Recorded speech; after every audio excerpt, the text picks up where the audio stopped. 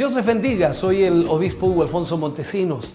La palabra de Dios para nuestras vidas está llena de esperanza y nos muestra los principales pilares de la fe en nuestro Señor Jesucristo. Te invito a ver con mucha atención el siguiente mensaje. Esperamos que esta palabra pueda bendecir y fortalecer tu vida. Te invito a ver el mensaje de Dios. Marcos capítulo 8, versículos 22 al 26. Leemos la palabra del Señor y lo hacemos en el nombre de nuestro Señor Jesucristo. Vino luego a Betsaida y le trajeron un ciego y le rogaron que le tocase. Entonces, tomando la mano del ciego, le sacó fuera de la aldea y escupiendo en sus ojos, le puso las manos encima y le preguntó si veía algo. Él mirando dijo: veo los hombres como árboles, pero los veo que andan. Luego le puso otra vez las manos sobre los ojos y le hizo que mirase, y fue restablecida y vio de lejos y claramente a todos. Y lo envió a su casa diciendo: no entres en la aldea, ni lo digas a nadie en la aldea. Oremos al Señor. Padre, en el nombre de Jesús vamos ante tu presencia en esta hora, dándote gracias, Señor, porque nos permites en esta noche reunirnos para tener tu palabra para nuestra vida. Esperamos, Señor, que tú nos guíes y nos dirijas, y al ministrar esta palabra, Señor, cada corazón y vida pueda ser tocada, alcanzada, ministrada. Y estamos muy conscientes y también muy seguros de que tu presencia, Señor, bendecirá la vida de cada uno de tus hijos hoy. Gracias por lo que tú provocarás a través de esta palabra, por cómo, Señor, nuestra mente y corazón será tratado a través de esta palabra. En el nombre de Jesús, prepáranos y que podamos, Señor, ser sensibles a la voz de tu palabra. En el nombre de Jesús, amén y amén, Señor. Fuerte ese aplauso de alabanza al Señor.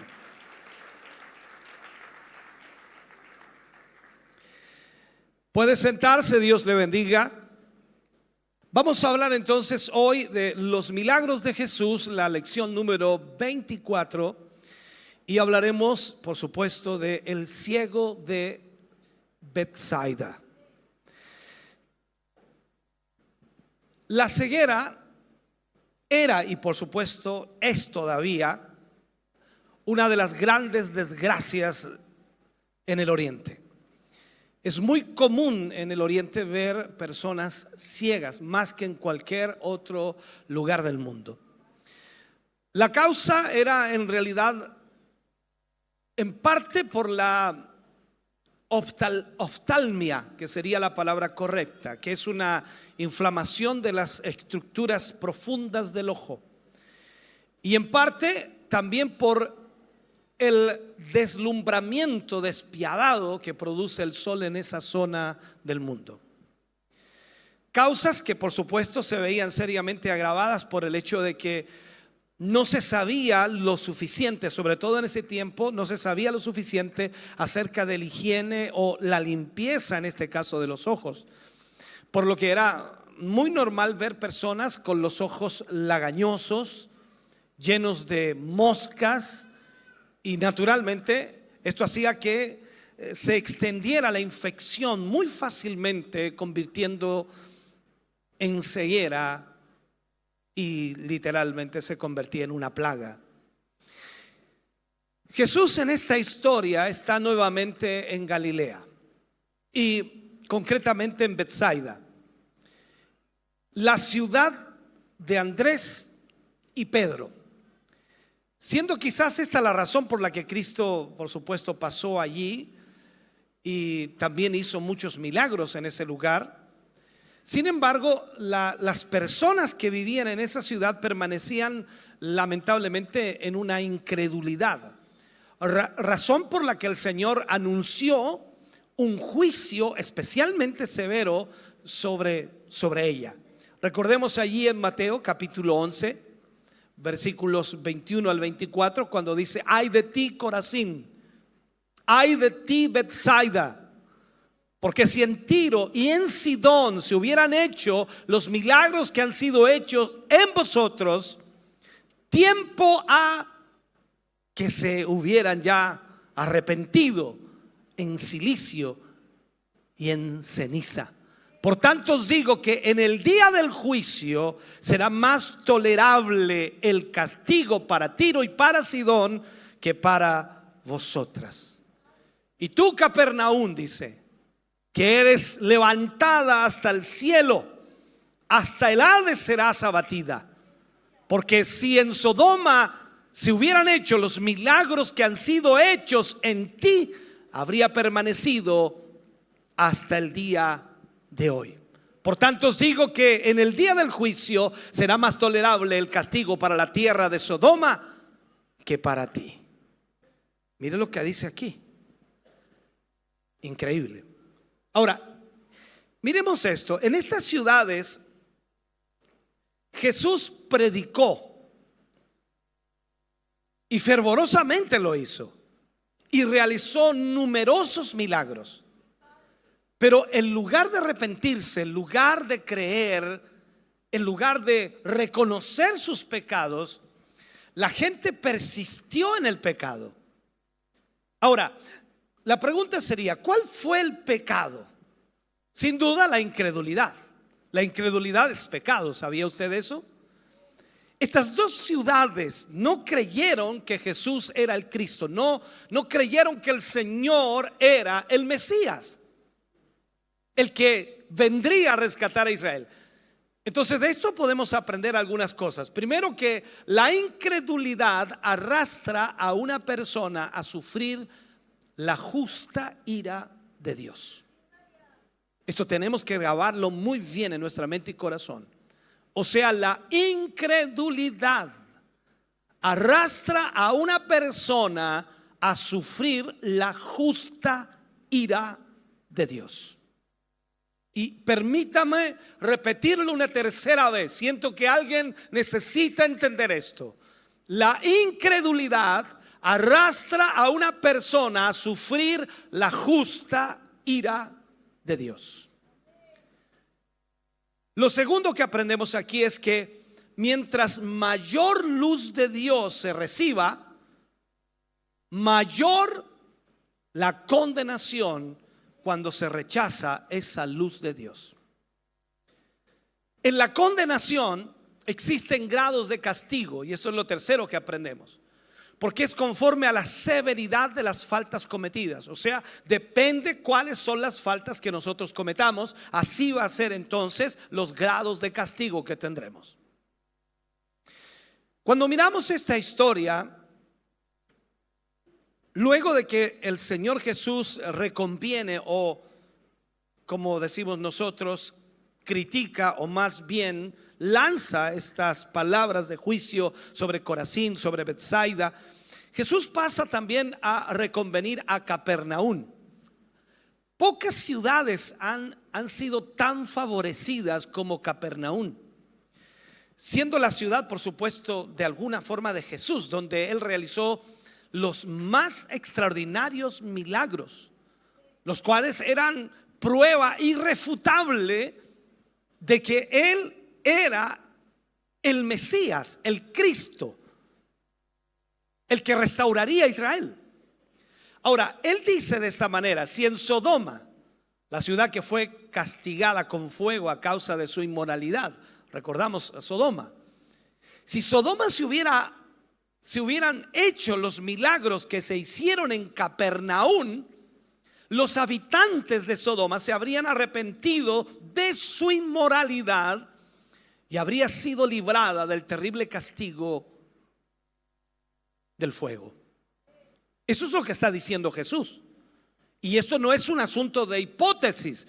Jesús lo estaba diciendo con total claridad. Él sabía que si los milagros que se hicieron en Capernaum se hubieran hecho en Sodoma, Sodoma y Gomorra se hubieran arrepentido.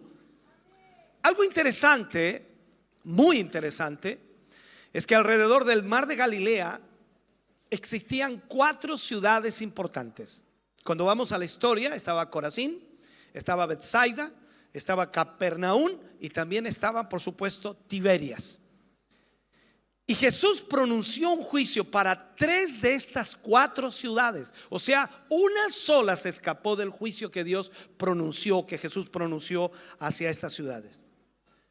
Entonces, la destrucción, por ejemplo, de Corazín y Betsaida fue tan absoluta que en la actualidad, o sea, hoy día, no existen ni siquiera sus ruinas. Tampoco existe seguridad en cuanto al lugar exacto donde se levantaba la ciudad de Capernaum en los tiempos de Jesús. Entonces, en la actualidad solamente ha quedado la ciudad de Tiberias, mostrándonos entonces de esta manera que esto se hizo realidad. O sea, el juicio pronunciado por Jesús sobre Corazín, sobre Betsaida, sobre Capernaum se realizó.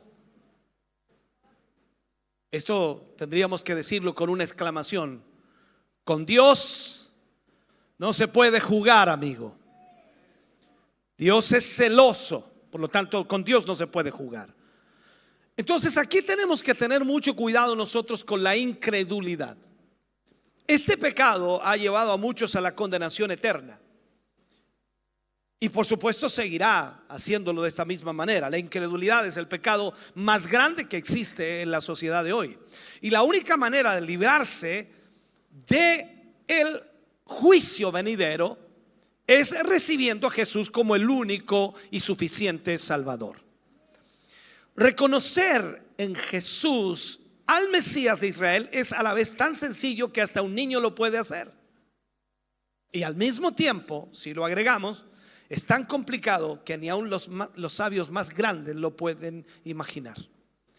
Es algo que causa controversia en la mente y el corazón de los seres humanos. Y este pensamiento entonces hace que Jesús de alguna manera alabe a Dios, su Padre, en oración. Porque es imposible poder entenderlo a cabalidad. Pero aquí Jesús, en el libro de Mateo capítulo 11 versículo 25 y 26, él alaba a su Padre. Dice: en aquel tiempo, dice, respondiendo Jesús dijo: te alabo, Padre, Señor del cielo y de la tierra, porque escondiste estas cosas de los sabios y de los entendidos y las revelaste a los niños. Sí, Padre, porque así te agradó. Me encanta este versículo. Entonces, miremos esto. Fue en este entorno donde unos hombres le trajeron a Jesús un ciego. ¿Para qué? Para que lo sanara. Esa era la idea, para que lo sanara. En otras ocasiones, mucha gente había traído enfermos. Podemos decir que estos amigos sirven de ejemplo en la forma en la que nosotros mismos tenemos que llevar a otros, por supuesto, a Cristo Jesús, para que puedan ser salvos. Esa es la idea. O sea, usted y yo debemos hacer esfuerzo para llevar a otros a Cristo Jesús de la manera que lo hicieron estos hombres trayendo a este ciego. Pero en cualquier caso, el interés de los amigos contrasta totalmente con la pasividad del ciego, que debía haber sido el mayor interesado en sanarse. Pero vemos en el contexto bíblico que el ciego no tenía ningún interés, no demostró ningún interés, no se ve eso. Este hombre se parecía, o digo así, mejor dicho, no se parecía en nada al ciego Bartimeo. Usted recuerda al ciego Bartimeo en la Biblia, ¿no? Aquel ciego de Jericó, que desde el momento en que supo que Jesús llegaba por ese lugar o pasaba por ese lugar, no dejó de seguirlo, dando voces detrás de él pidiéndole que le sanara. O sea, ese ciego quería ser sanado, por lo tanto él le gritaba a Jesús detrás de él: Jesús, hijo de David, ten misericordia de mí. Ahora, no sabemos nada de este hombre, de este otro ciego de Betsaida. No sabemos ni su nombre, no sabemos ni su edad, sino únicamente que era ciego. Ahora, es interesante que la gente al traerlo le ruega al Mesías, a Jesús, que lo toque. ¿Sabe usted que a los médicos no les gusta que los acompañantes de los pacientes les sugieran de cómo tratar al paciente? Usted ha ido acompañando a alguien, a su mamá, a su papá, a su esposo, a su esposa, al médico, y usted empieza a decirle al médico lo que tiene que hacer, y el médico dice: discúlpeme, yo soy el médico. A nadie le gusta eso, y mucho menos a los médicos. ¿Por qué?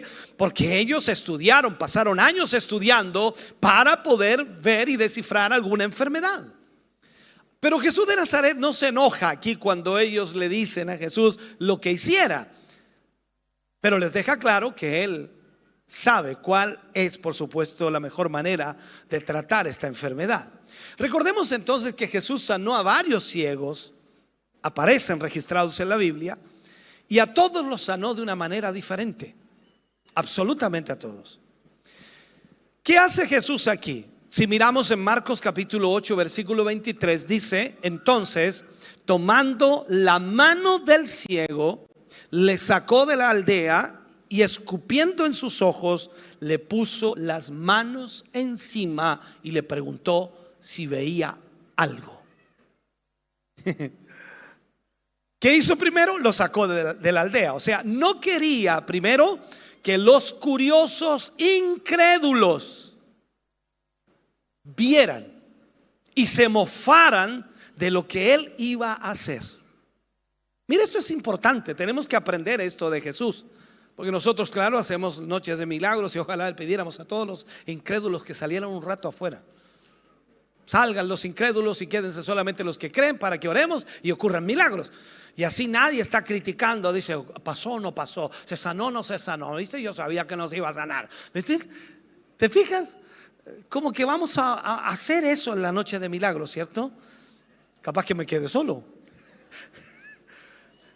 Ahora, aquí Jesús no quería entonces que los incrédulos vieran y quizás se mofaran de lo que el Señor mismo iba a hacer. Jesús ya sabía lo que iba a hacer, entonces lo saca de la aldea. Pero había algo más en esto.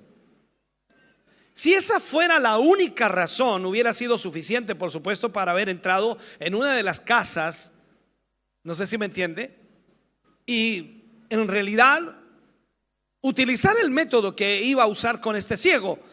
Pero aunque fuera distinto a todos los demás que él iba o había usado en la curación de otros ciegos, podría haber entrado a una casa y eso era suficiente. Aunque en los días de Jesús, hay que entender, eran muy ajetreados. Los días de Jesús eran tremendamente ajetreados, desde la madrugada hasta altas horas de la noche. Y fijémonos en un detalle importante: siempre trató con mucho amor y misericordia a los necesitados. Notemos estas palabras: tomando al ciego de la mano. ¿De dónde lo tomó? De la mano, lo sacó de la aldea. No dice que lo sacó a tirones, no dice nada de eso, lo tomó de la mano. Entonces, imaginemos la escena por un momento. Dos hombres van saliendo del pueblo, de la aldea, y detrás de ellos va un grupo de personas que son los discípulos en este caso. Y si nos acercamos entonces a ver esa escena, vemos que un hombre ciego que camina con una sonrisa en sus labios, posiblemente, y alguien lo lleva de la mano, y alguien se da cuenta, dice: es Jesús de Nazaret. Lo ha tomado de la mano y lo lleva fuera de la ciudad. Y este ciego, sin duda, muchas veces había sido tomado de la mano para ser guiado, por supuesto, a algún lugar, porque era ciego. Así que alguien tiene que haberlo hecho muchas veces con él. Pero esta mano que ahora estrecha es muy distinta a las otras manos. Hay algo tan especial en esas manos de Jesús de Nazaret que le dan la sensación de seguridad, algo que nunca había tenido antes. Y en esas manos entonces se siente el calor de alguien que le ama, alguien que le da firmeza, de alguien que sabe que lo va a ayudar. Entonces aquí es donde nosotros comenzamos a entender que este ciego va tranquilo saliendo de la aldea. Y lo puedo decir así: qué dichoso es este hombre que viviendo en las tinieblas va siendo guiado al lugar donde la luz va a entrar para siempre en su vida. Esto es sorprendente. Y aquí una vez más, por supuesto, no podemos dejar de pensar en lo precioso que es el hecho de que Jesús actúa en cada persona en forma especial o en forma diferente, para que lo entendamos. Jesús no va a actuar con usted como actuó con el hermano o la hermana. Puede el hermano contarle su testimonio, su historia, decir: ¡ay, qué lindo, qué bonito! Ojalá el Señor. No va a actuar igual contigo. Dios actúa, o Jesús actúa en forma diferente con cada uno de nosotros, y eso es sorprendente. Ahora, en este milagro pasa algo distinto, ya que si bien el Señor Jesús usó la saliva, en otros casos, recuerde usted, como en el capítulo 7 de Marcos, en la curación del sordo tartamudo, en este caso, totalmente inusual, la curación no se produce instantáneamente. Aquí vemos entonces que Jesús, al ponerle las manos a este hombre y escupir y echarle saliva en los ojos, la sanidad no se produce inmediatamente. Los ojos del ciego probablemente estaban cerrados por las infecciones, por, como dije anteriormente, las lagañas, el polvo, la tierra, las infecciones que tenía ahí. Posiblemente estaban totalmente cerrados, quizás estaban pegados a los párpados, incluso adheridos por secreciones que se volvieron duras ahí en esa piel. Por otro lado, ¿qué habría hecho usted al saber que lo llevan a otro lado y no sabe qué es lo que van a hacer con usted? No sea cosa que el que me lleva de la mano tan amablemente me vaya a tirar en una zanja. O sea, yo he visto personas que ayudan a personas ciegas y siempre el ciego pregunta: ¿para dónde vamos? ¿Por dónde vamos? ¿Para dónde me llevas? Eso es una realidad. Entonces, aquí nosotros debemos entender: ¿qué habría hecho usted? ¿Qué habría hecho yo? Lógico, usted preguntaría: ¿por qué no puede hacer un milagro aquí mismo? ¿Para qué me lleva fuera de la aldea? Si me trajeron mis amigos para que hiciera un milagro, ¿por qué no lo hace aquí mismo? ¿No ha pensado usted eso mismo también? Usted se queda allá en la silla, atrás, cuando hacemos el llamado a los enfermos, ¿y por qué no lo hace aquí mismo? ¿Por qué me llaman adelante? ¿Para qué? Si dicen que el Señor está aquí, ¿por qué no lo hace aquí mismo? ¿Me sigue, no? Pero eso debemos entender, que Dios trata en forma diferente. En este caso, lo que hace el ciego es obedecer y se deja conducir fuera de la aldea, a un lugar seguramente más tranquilo. Y este hombre no vidente ahora, por supuesto, siente la saliva sobre sus ojos, la saliva de Jesús. Tiene que haber escuchado cuando el Señor Jesús escupió en su mano y puso la saliva en los ojos. Usted se está imaginando esa escena, ¿no? Ok. Ahora, en nuestra sociedad hoy mismo, por supuesto, con tantos conceptos sobre higiene y bacterias, nos llama, por supuesto, mucho la atención esta técnica que el Señor Jesús usó. Tal vez si usted y yo hubiésemos estado presentes, no nos hubiera parecido muy adecuado lo que Jesús estaba haciendo. Además, la dificultad de poder entender está, por supuesto, en el hecho de que la curación no sucede de inmediato. O sea, a pesar de que el Señor Jesús hizo esto, echó saliva en los ojos del hombre, no sucedió inmediatamente la sanidad. Y los hombres que trajeron al ciego a Cristo no dudaban, por supuesto, que el Señor Jesús con su toque iba a sanar a este hombre, que este hombre iba a ser curado en realidad. Y ellos de seguro ya habían evidenciado otros milagros poderosos del Señor Jesús, por eso habían traído ahora a su amigo. Esto es lo mismo que sucede en todo lugar. Cuando ocurre un milagro en algún lugar, 2 o 3 milagros, la gente se pasa la voz y cuenta, y después traen a otro y después a otro, y ya después ya no son 3, 4, 5, 6, 10, 20, 40, 50, 100, 200, 300, 400, 500, 1000, 2000, 3000, 4000, 5000, 10000. No dijiste ni amén, hermano. Te lo repito de nuevo: 100, 200, 300, 400, 1000, 2000, 3000, 4000, 5000, 10000.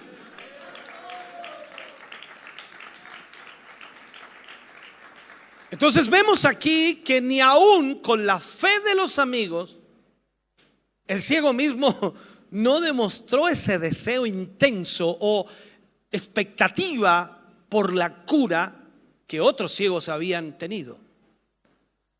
Jesús no podía haber curado, por supuesto, solo con su palabra, haberle dicho recibe la vista y listo. O sea, pensemos un poco, analicemos un poco esto. Eso lo hizo el Señor con muchas otras personas. Cuando el leproso le gritó: Señor, si quieres puedes limpiarme, quiero ser limpio. Y fue limpio. Pero ¿por qué con este ciego no lo hizo así? Entonces,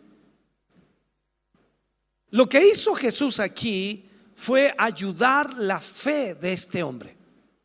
O sea, puedo ver en este contexto que este hombre no tenía fe. Fue traído. Esto es como cuando usted trae a alguien a empujones. O sea, no quiere venir y no quiere venir, y usted lo trae y usted se alegra porque está aquí, y cuando viene el llamado no quiere pasar y usted a empujones lo lleva para adelante. O sea, eso no tiene fe. Y Jesús se da cuenta de que este hombre no tenía fe. Entonces trata de ayudar a esa fe tan débil de este hombre. A pesar de su incredulidad, trata de ayudarlo. No olvidemos que este hombre vivía en una zona donde la persona de Cristo, o mejor dicho, la fama de Cristo, el testimonio de Cristo, estaba en discusión. Y sus milagros estaban siendo rechazados. No creían que eran milagros genuinos. Incluso decían que él curaba por el poder de Belcebú. O sea, la situación era un poco compleja. Entonces es un hecho de que la gente, no toda la gente creía, no toda la gente tenía fe en Jesús. Y notemos aquí que Jesús de Nazaret no se sorprende, dado que le pregunta, cuando él le echa la saliva en los ojos al hombre y le pregunta, le dice: ¿ves algo? O sea, Jesús sabía lo que estaba pasando. Sabía que ese hombre no iba a ver inmediatamente. Tenía que aumentar su fe. Ahora, la realidad aquí, bueno, va a sonar pregunta a pregunta. Dice: ¿por qué Jesús formulaba preguntas? Esa es la incógnita que nosotros tenemos, porque él pregunta aquí: ¿ves algo? Es como Jesús le pregunta a usted, ¿cierto? ¿Ves algo? Si dice: no veo nada.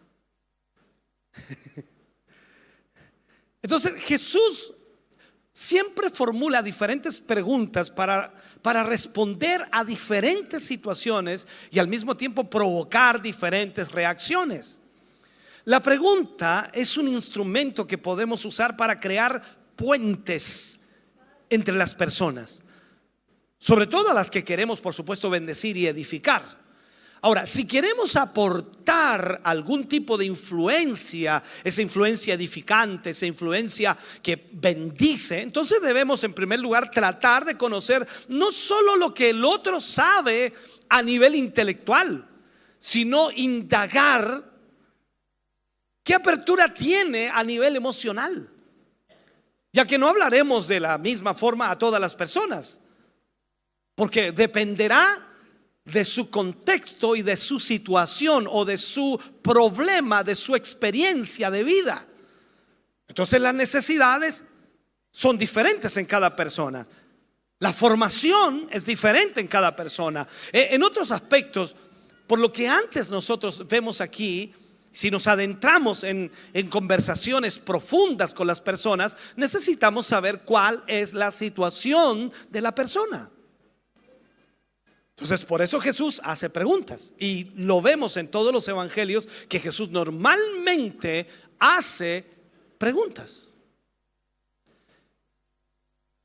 El ejemplo aparece aquí. Recordemos un episodio bíblico cuando Jesús se dirigía a la casa de Jairo y una mujer viene y toca el borde de su manto, y dice que cuando fue tocado el borde de su manto, enseguida él se dio cuenta que salió poder de él. Se volvió y miró entre la gente y dice: ¿quién me ha tocado? ¿Quién me ha tocado? Y los discípulos le dicen: Señor, ves que la multitud te oprime, ves que la multitud te aprieta y preguntas: ¿quién me ha tocado? Cualquiera de estos pudo haberte tocado. Y él dice: no, virtud salió de mí. O sea, él estaba diciendo claramente que había un montón de gente que lo tocaba, pero no lo tocaba con fe, no lo tocaba esperando algo, no lo tocaba buscando algo. Sencillamente querían estar ahí haciéndose el loco, querían aparecer en la foto, pero no tenía ningún interés espiritual. Y aquí él dijo: virtud salió de mí. Entonces, a primera vista, la intención de la pregunta de Jesús era aclaratoria. Sin embargo, él va mucho más allá, puesto que su pregunta quiere provocar la identificación de la persona que tocó su manto. ¿Quién me ha tocado? Esa es la pregunta. Entonces Jesús quiere identificar en este caso a la mujer, que ya nosotros sabemos que era una mujer, delante de todos. ¿Para qué? Para hacer evidente la oportunidad de extender a la mujer no solo la sanidad, sino la salvación y la restauración social. Además, con la pregunta se detiene el tiempo. Recuerde usted que iba ¿a dónde? A la casa de Jairo. Y allí se detiene el tiempo, porque Jesús se detiene en su caminata y está preguntando: ¿quién me ha tocado? Y Jairo seguramente dice: por favor, dígale luego que él le ha tocado, porque él lo llevo a mi casa, está enferma mi hija. Entonces Jairo es desafiado aquí a esperar, a confiar en el poder del sanador, el poder sanador de Jesús. Y por supuesto vemos aquí a los discípulos y a toda una multitud que se les permitirá vislumbrar la identidad de aquel a quien ellos siguen, para que se den cuenta que al que siguen es poderoso. Entonces, una simple pregunta puede resultar ser un acto poderoso con resultados asombrosos. Hacer preguntas nos permite escuchar a los demás y de esa manera también valorarlos, respetarlos, aprender de ellos. Por desgracia, con frecuencia adoptamos actitudes de superioridad frente a las otras personas, en especial si nos sentimos responsables de una u otra forma de su desarrollo espiritual. Entonces nosotros aquí tenemos que entender que debemos preguntar y debemos darle posibilidades a la que la gente hable, para conocerlos, para saber dónde están, en qué nivel están, qué es lo que piensan, qué es lo que opinan, qué es lo que saben, qué es lo que entienden, para guiarlos y dirigirlos. A menudo, cuando sabemos más de cierta área de conocimiento, miramos a las personas por encima del hombro. O sea, nos sentimos grandes. ¿Se ha sentido grande alguna vez? Qué humilde. Que son humildes ustedes. Yo me impresiono. ¿Se ha sentido pequeño alguna vez? ¡Oh, qué lindo! Son medianos entonces, ya. O sea, esta es la triste realidad. Miramos por sobre el hombro a las demás personas, pensando que no tenemos nada que aprender de ellos. ¿Qué me va a enseñar él a mí? ¿Qué me va a enseñar este amigo? ¿A dónde salió? ¿A dónde la vio? ¿Yo? No. Entonces aquí tenemos que tener cuidado. No podemos pensar que no tenemos nada que aprender de los demás. Si asumimos que sabemos exactamente lo que necesitamos saber, hermano querido, no se puede. Todos los días aprendemos algo nuevo, todos los días experimentamos diferentes situaciones, y cada situación y circunstancia que la vida nos presenta nos enseña a Dios a través de ello. Por eso necesitamos mantener una actitud humilde. ¿Dónde están los humildes?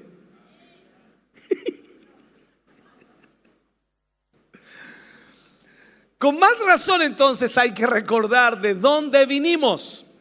¿De dónde venía usted? No me diga, solamente piénselo. ¿De dónde vino usted? Era extraordinario allá afuera, ¿no? Era increíble, era único, sorprendente. Usted podía haber arreglado el mundo. No arreglaba ni su vida, hermano.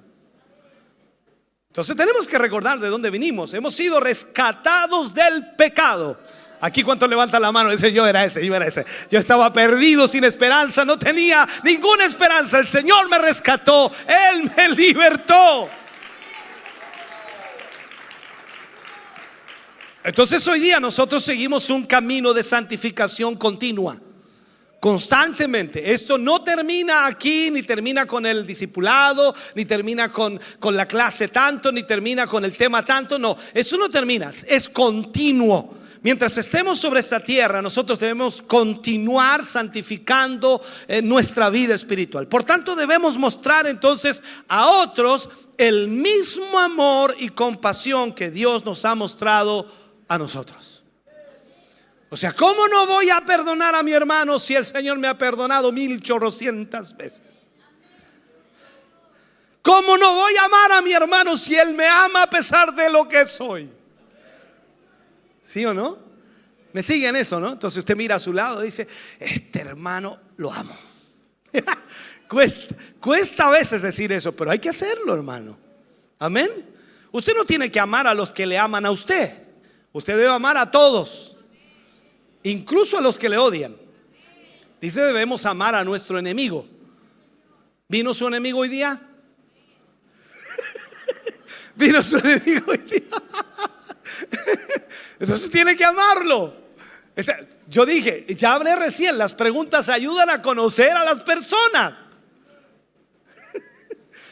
Entonces, aprender a usar las preguntas con sabiduría nos permite escuchar, valorar, respetar, aprender de las personas con las que queremos, por supuesto, entablar alguna conversación edificante. Por eso es necesario que hagamos preguntas. Amén. Ahora, mire esto, Marcos capítulo 8, versículo 24. Dice: Él mirando dijo: veo los hombres como árboles, pero los veo que andan. O sea, la respuesta que da este hombre, si no somos cuidadosos al leer, puede dejarnos con muchas preguntas, ya que el hombre no fue curado totalmente, puesto que era capaz de ver siluetas de personas, pero que estaban distorsionadas. ¿Me sigue, cierto? Ya que menciona que no podía percibir claramente la forma de ellas, por lo que le parecía como árboles. O sea, sí era capaz de distinguir el movimiento de estas siluetas. Para este ciego, la visión que recuperó era tan deficiente que le parecía que los árboles tenían la capacidad de caminar. Puedo decirle esto: un oftalmólogo nos podría decir que esta persona presentaba la visión de alguien que tenía un astigmatismo. ¿Así se dice? Astigmatismo. Me salió bien. Hipermetrópico. Me estoy poniendo complicado. Astigmatismo hipermetrópico, elevado, donde las figuras se ven borrosas, distorsionadas, ya que tenía visión, pero no era nítida. Oye, si esto hay que aprender de todo, hermano, porque si no le explico bien a usted, usted queda perdido. Y ahí empiezan las preguntas: ¿por qué el Señor no pudo sanar? Ya, en palabras simples, para ir a nuestro castellano chilense, este hombre recibió primero la vista cercana, por eso que a la distancia no podía ver. ¿Algunos tienen vista cercana? No tienen problema ahí, no tienen ningún problema, pero para allá no veo. Uy, se me pone borrosa la cosa. ¿Alguien tiene ese problema de vista cercana solamente? Pues ayúdenme, levante la mano si alguien tiene. Ya, ok. Entonces, me imagino que ellos de repente se ganan muy lejos y ven una, como si algo que se mueve. Dice: ¿será el pastor? Parece. Y con esa pantalla ahora dice: oh, ya me arreglaron la vida. Con eso me arreglaron la vida a mí, porque yo veía una silueta que se movía, pero no sabía quién era. Entonces, este hombre recibe esa vista cercana y luego, después cuando el Señor vuelve a orar por él, recibe la lejana. Entonces la vista cercana sería la equivalente a los anteojos de mucho aumento que algunas personas usan para leer, ¿ya? Primero de cerca, y sin duda también habría una gran distorsión, y esto explicaría la frase: los veo como árboles que andan.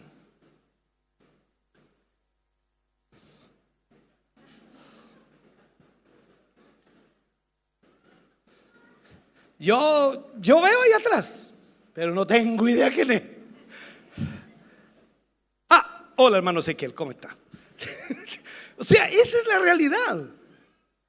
¿Y a usted no le pasa eso? Claro. Si se saca, los que tienen lente acá se sacan los lentes y dicen: ay, qué olescoa. No, ¿verdad? No. Amén.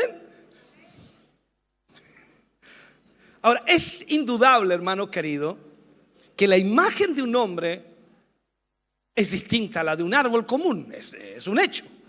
Entonces la parte superior del árbol es con ramaje grande, ¿me entiende? Con muchas hojas, y normalmente mucho más grande que el tronco. Es decir, este hombre tenía una distorsión en cuanto al tamaño y quizás los colores incluso. O sea, la distorsión de la vista era terriblemente grande. Pero la pregunta aquí sería: ¿por qué en este milagro requirió Jesús que lo tocara 2 veces? Esa es la pregunta que tenemos que dilucidar. Estamos aprendiendo aquí, ¿ya? La pregunta sería: ¿es algo que falló? ¿Algo que faltó? Piense por un momento. En esta pregunta, totalmente válida, por supuesto, que debemos hacernos, y al mismo tiempo debe contestarse, lo más interesante es que el mismo relato nos da la respuesta. Por lo que no hay necesidad de establecer conclusiones o tratar de inventar teorías o opiniones personales.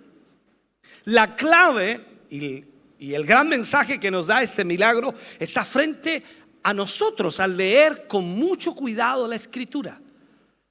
Jesús, después de tocar los ojos del ciego, le pregunta: ¿qué es lo que ve? Y este ciego, por supuesto, quien en su propia esfuerzo o forma empieza a ver y le dice: veo. Aquí sin duda podemos ver que el milagro está hecho, pero Jesús le quería enseñar que en su propio esfuerzo, lo único que podía conseguir es algo limitado y totalmente imperfecto. Mire esto, por favor. No podemos olvidar que este hombre no fue a Jesús, lo llevaron a Jesús. Él nunca le pidió a Jesús que obrara en su problema.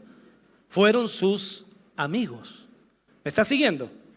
Cuando Jesús deja establecido a este hombre que en sus fuerzas nunca va a poder conseguir la perfección de su vida y de su visión, es que le vuelve a tocar. Y podemos leer entonces que el pasaje dice claramente que es Jesús quien le hace mirar, y es en ese momento que la visión queda restablecida completamente y puede ver con toda claridad y a todas las distancias, por lo que los hombres dejaron de parecer árboles caminando. Ahora podía distinguir a las personas tal y como eran. Usted y yo, hermano querido, debemos entender que en nuestro esfuerzo humano nunca lograremos perfección. El único que puede llevarnos a eso es Jesús. Usted recibió ya un toque del Señor Jesús y a lo mejor camina un poquito más derecho de lo que caminaba antes. ¿Se acuerda cómo caminaba antes? Usted era re malo, incluso le decían el malo. Malo era malo, era como el natre. era malo. Pero ahora el Señor lo tocó y ahora camina un poquito mejor. Y ahora caminando un poquito mejor, usted cree que ya la hizo. No, ya yo soy un buen evangélico cristiano, hijo de Dios. Soy santo, apartado, real sacerdocio, nación santa y todo ese asunto. Entonces usted dice no. Y el Señor dice, espérate que todavía no te toco. En sus esfuerzos usted nunca podrá encontrar la perfección. Así que por más que usted se esfuerce humanamente por ser perfecto, no podrá. El único que puede hacerlo perfecto es el Señor Jesucristo, con ese toque especial de su presencia. Entonces lo que vemos aquí es que este hombre incrédulo, porque esa es la verdad, pudo recibir un gran mensaje. Sin Jesús no podía hacer nada. O sea, ¿por qué el Señor Jesús le permite primero ver hombres como árboles? ¿Para qué? Para que él reaccione y se dé cuenta que necesita a Jesús. Porque si Jesús le pudo hacer ver hombres como árboles, significa que Jesús puede darle la vista total. Entonces es ahí en donde el hombre tiene fe en Jesús. Si ya hizo algo, puede hacer más. ¿Le pasa a usted lo mismo? Cuando el Señor hace algo en su vida, usted dice, si Él pudo hacer esto, puede hacer más. Y ahí comienza la fe a crecer. ¿Me está entendiendo? Yo creo que vamos a salir creyendo hoy día, hermano. Entonces aquí vemos, lo más que resalta este pasaje es la gracia de Dios, la misericordia de Jesús hacia este hombre que le devolvió la salud a pesar de su incredulidad y a pesar de lo que él podía pensar. Es increíble. Aunque Jesús también puede hacer milagros, por supuesto, donde hay una fe insuficiente, Él lo puede hacer, o inexistente. Esto es como cuando se paró frente a la tumba de Lázaro. Lázaro estaba muerto. ¿Qué fe podía mostrar Lázaro? ¿Qué fe podía mostrar la hija de Jairo? Pero el Señor actuó en base a la gente que estaba allí, en base a la necesidad de las hermanas de Lázaro, en base a la necesidad de Jairo. Entonces ahí vemos nosotros que Jesús se toma de la fe de alguien para actuar y hacer un milagro. A veces la persona que recibe el beneficio no tiene fe para nada, pero el que lo trajo tiene una fe tremenda. Es como aquellos que metieron a ese por el techo, y cuando dice la escritura, al ver la fe de ellos, dice Dios le dice al hombre, toma tu lecho, levántate y anda. ¡Wow, Señor! Eso es extraordinario. Así que tienes que traer a tu tío incrédulo, tienes que traer a tu tía, a tu abuelito, a tu abuelita, a tu papá, a tu mamá, a tu hermano. Tráelos a todos los incrédulos y por la fe tuya Dios va a hacer un milagro en ellos.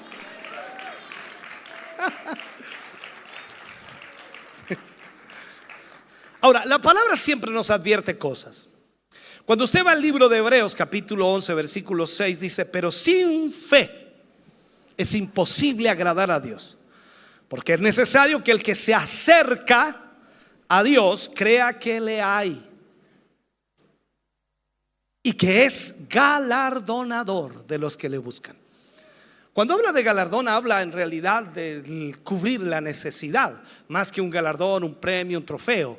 Está hablando de eso, de cubrir la necesidad.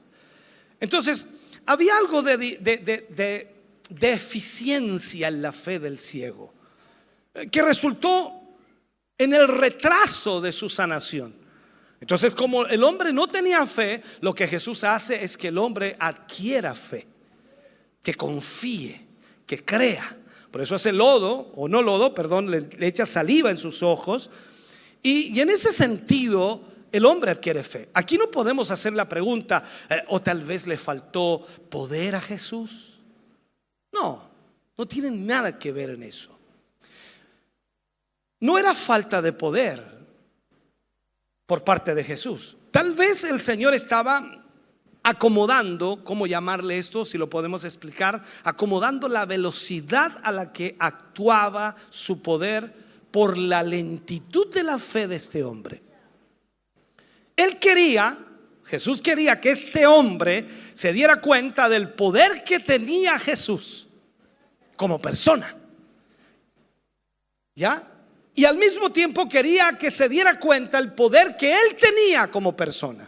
El ciego no tenía ningún poder. El ciego no podía hacer absolutamente nada. Quizás cuánto tiempo llevaba ciego y nunca había podido hacer nada con su vida. Entonces, para que de esa manera él se diera cuenta que el poder de él era limitado, el hombre me refiero, a diferencia del poder de Dios, que no tiene barreras, que no tiene límites, que en cualquier caso Dios puede obrar. Entonces, como ya hemos comentado anteriormente, mirando esto, aquel ciego no era el único que tenía dificultades para ver en Bethsaida. Había muchos otros ciegos. Y creo también que los discípulos de Jesús tenían el mismo problema, y probablemente con este milagro progresivo el Señor estaba también obrando en los discípulos. ¿Para qué? Para disipar en ellos las tinieblas, para disipar en ellos la incredulidad que pudiera haber, y que así pudieran ver con claridad quién era realmente Jesús. Usted dice, pero eran discípulos de Jesús. Sí, pero ¿cuántas veces ellos se comportaron como incrédulos? Usted es discípulo de Cristo, pero ¿cuántas veces se comporta como incrédulo? Alábale si puedes, dijo Gigi. O sea, ¿cuántas veces nos comportamos como incrédulos? Ya no confiamos en el Señor. Hemos visto tantas cosas de Dios. Yo en los años que llevo de evangelio he visto tantos milagros del Señor. Dios ha sido grande, maravilloso, pero en esto no creo que obre. Te portas como un incrédulo, como una incrédula. También las hermanas tocan. Ahora, veamos esto. Aquí me gusta lo que Jesús hace, porque Jesús no deja nada a medias. Veamos Marcos 8:25. ¿Qué dice? Luego le puso otra vez las manos sobre los ojos y le hizo que mirase o mirara. Y fue restablecido y vio de lejos y claramente a todos. Entonces, como no podía ser de otra manera, finalmente el ciego fue completamente restaurado. Y esto nos enseña una tremenda verdad. O sea, el Señor no deja nunca sus obras a medias. El apóstol Pablo lo expresa, Filipenses 1:6, dice: estando persuadidos de esto, que el que comenzó en vosotros la buena obra la perfeccionará hasta el día de Jesucristo. O sea, es algo inusual que Jesucristo ponga las manos sobre el ciego por segunda vez. Es algo inusual. Pero qué alivio para este hombre cuando siente nuevamente las manos cariñosas del Señor Jesús, y ahora recibe la orden de mirar nuevamente. O sea, primero le dijo: ¿qué ves? Y él veía hombres como árboles que se movían, ok, y ahora le da la orden, después del segundo toque, le da la orden de mirar de nuevo. Y ahí entonces dice la escritura: y fue restaurada su vista y veía todo de lejos y claramente. ¿Dónde estás más o menos tú? ¿Estás en el primer toque o recién te están llevando? ¿Primer toque o estás en el medio entre el primero y el segundo? ¿O ya te tocaron ya el segundo y ya ves claramente? Esto es importante, hermano querido. Ahora veamos esto para finalizar y terminar este mensaje. Lo que Jesús hace con este ciego es instruirle. Marcos 8:26 dice: y lo envió a su casa. ¿A dónde lo envió? A su casa, diciendo: no entres a la aldea, ni lo digas a nadie en la aldea. Nos parece de alguna manera que es igual al milagro de la semana pasada, donde Jesús envió a un endemoniado gadareno a su casa. ¿Se acuerda? Vete los tuyos y cuéntales. Pero no es lo mismo. A este hombre que había recuperado su visión le ordenó no entrar en la aldea y le impide comunicar el milagro que había experimentado en su vista. Y dice: pero ¿por qué? ¿Pero por qué? ¿Pero por qué? Y puedo decir: ¿por qué? Porque eso es lo que usted se está preguntando. Nuevamente debo preguntarme el por qué. Y es lógico pensar que que al compartir con más personas el milagro que él había recibido, es probable que muchas personas creyeran en Jesús. Eso lo piensa usted, ¿cierto? Y lo pienso yo también. Pero es necesario recordar que este hombre jamás mostró fe en Jesús. ¿Me sigue? Este hombre jamás mostró fe en Jesús. Solo había sido sanado físicamente, pero no espiritualmente. Así que no tenía ningún mensaje que comunicar a la aldea suya. Esto también debemos aprenderlo. A veces viene gente acá que no tiene fe para nada y ocurre un milagro y algo sucede y usted dice: no, vaya y cuéntele. ¿Y qué va a contar si no tiene fe?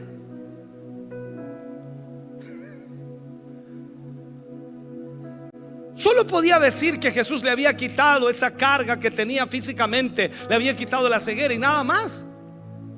O sea, podemos decir esto, ya que el pasaje no hace ninguna referencia a que este hombre se postrara ante Jesús. No hace esa referencia. No reconoce el poder de Jesús mostrado. No reconoce ni siquiera a Jesús como el Mesías, que ni siquiera lo consideraba como Dios. Entonces, en otras palabras, este hombre no tenía fe. Ni siquiera el pasaje nos dice que mostró gratitud por lo que recibió. En ningún momento el pasaje dice: y el hombre se fue agradecido, contento y no sé, le dijo al Señor: Señor, gracias, muchas gracias. Nada. O sea, ningún milagro físico puede cambiar el milagro de la salvación. Entendamos esto.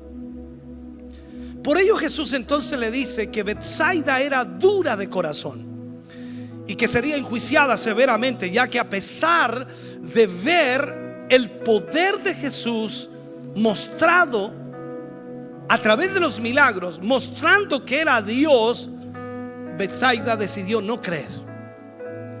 O sea, por más espectacular, por más sorprendente que hubiera sido el milagro, no debemos olvidar que el milagro más glorioso que el hombre puede recibir no será la recuperación de su salud física, sino la salud espiritual, que le da el derecho legal de afirmar ahora que es un hijo de Dios y que tiene vida eterna.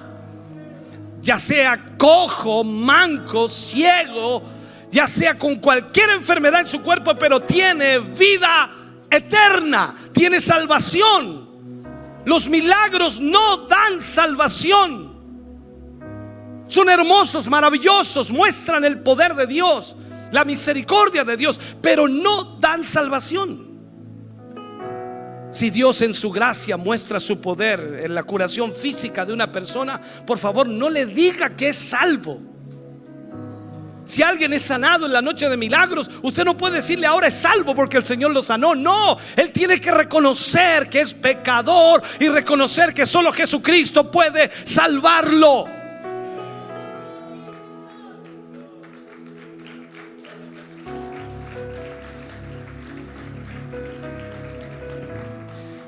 Si quien recibe el milagro no entiende que es pecador y necesita arrepentirse, no sirve absolutamente de nada. No digo que no sirva el milagro, no sirve para la salvación.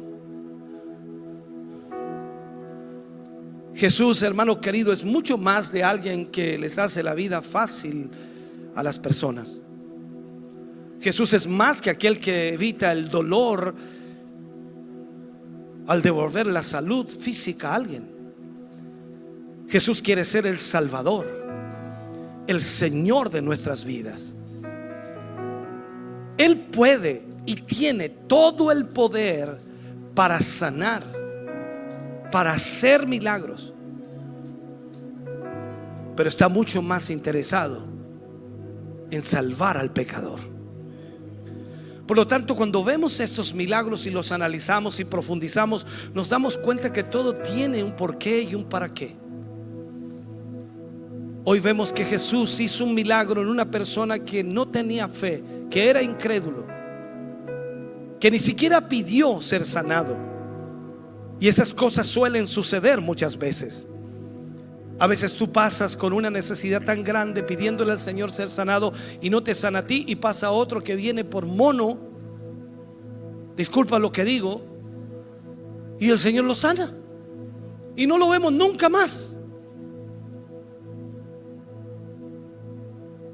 Y no podía mover el cuerpo y se va sano y se va al mundo y se va a las discos a mover el cuerpo allá. Disculpa lo que digo. Nunca se arrepintió. Y dice, pero ¿y por qué el Señor lo sanó? Al que más se le da, más se le exige. El juicio de Dios sobre aquellos que han recibido un milagro y no han entendido lo que Dios ha hecho será mayor aún. Revisa tu vida, hermano, revisa tu vida, hermana, ¿cómo estás? Revisa tu condición. ¿Sabes por qué? Porque si has recibido milagros de Dios o has recibido misericordia, gracia de Dios en tu vida, no te digo hoy, ayer, anteayer, la semana pasada, el mes pasado, el año pasado o años pasados, eres entonces una persona que le debe mucho al Señor.